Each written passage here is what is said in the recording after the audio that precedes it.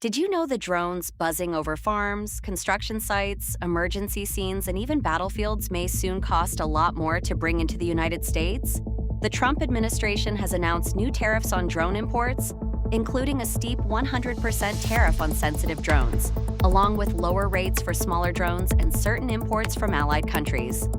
It is a move framed as a national security measure, but it also lands right at the center of a much bigger fight over how America builds, buys, and protects the technology in its skies. The watchdog question is simple. If drones have become essential tools for business, public safety, and defense, why is so much of the supply chain still dependent on foreign makers, foreign chips, and foreign factories? That dependence has made policymakers increasingly nervous, especially when the biggest drone power in the world is also one of America's main strategic rivals. Chinese companies dominate large parts of the global drone market, and that has turned a once niche consumer gadget into a frontline issue in the competition over data, manufacturing, and military readiness. Supporters of the tariffs say this is exactly the kind of pressure the U.S. needs. Their argument is that cheap imports have flooded the market for years, making it hard for domestic drone manufacturers to compete. If American firms cannot scale up because foreign rivals can undercut them on price, then the country risks losing not only jobs, but also the industrial base needed for the next generation of defense technology.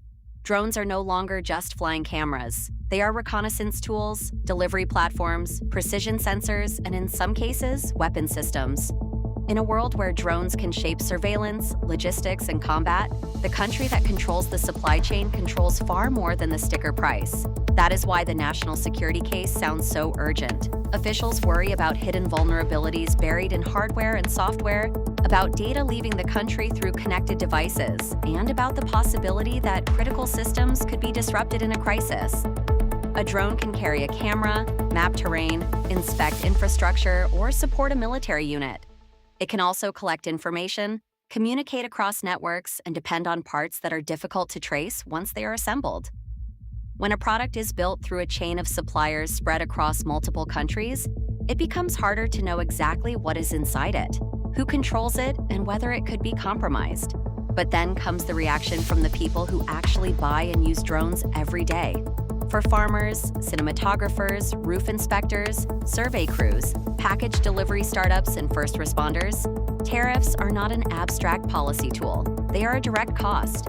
Higher import taxes can mean higher prices on the models they already trust, slower upgrades, and less access to specialized equipment. Small businesses may be forced to delay purchases or settle for less capable drones. Consumers may see fewer affordable choices on store shelves. And if domestic supply cannot quickly replace the imported models, then the tariffs may simply make the market more expensive without making it much stronger. That tension is what makes this debate so politically powerful. On one side is the promise of resilience, sovereignty, and security. On the other is the reality of higher bills and a market that is still deeply international. Even the most patriotic manufacturing push does not happen overnight. Building factories, training workers, securing component suppliers, and scaling production all take time. In the meantime, businesses still need equipment, public agencies still need tools, and consumers still want prices they can afford. A tariff can encourage domestic production, but it can also create immediate pain before any long-term benefits arrive. There is also the question of allies. The administration's plan does not treat every import the same way. Lower rates for smaller drones and certain allied country imports suggest a more selective approach, one that tries to balance security concerns with practical dependence on trusted partners. That distinction matters because not every foreign supply chain carries the same risk. Some countries may be seen as reliable sources for components or finished drones, while others may raise red flags because of their strategic alignment, market dominance, or control over key technologies. The challenge is drawing those lines carefully enough to protect the country without freezing the entire market. And that brings us to the broader competition with China. Drones have become one of the clearest examples of how technological leadership and geopolitical power now overlap. Whoever leads in batteries, sensors, autonomous systems, and industrial robotics has an edge not just in commerce, but in defense and intelligence. If the United States wants to reduce its dependence on Chinese supply chains, tariffs are only one piece of the answer.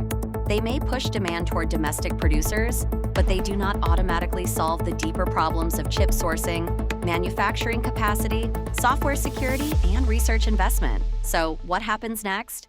Watch for price changes first. Retailers, commercial operators, and government buyers will quickly feel whether the new duties are passed along to customers. Then watch domestic producers. If the tariffs work as intended, American drone makers could see new opportunities to expand, hire, and compete.